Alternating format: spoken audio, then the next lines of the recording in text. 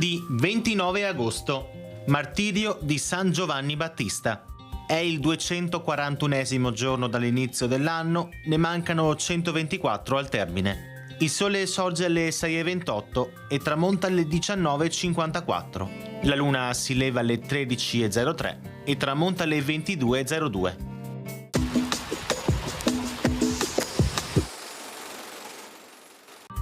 Con decreto del Senato Veneto si nominano i primi 3 riformatori dello studio di Padova: Giorgio Pisani, Marino Zorzi, Antonio Giustinian.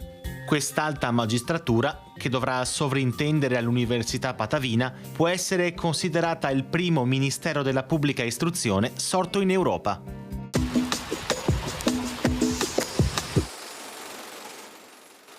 Le previsioni per domani.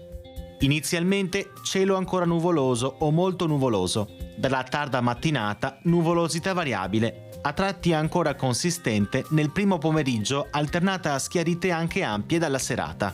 Fino al pomeriggio probabilità medio-alta di precipitazioni intermittenti, locali o sparse, anche a carattere di rovescio o temporale.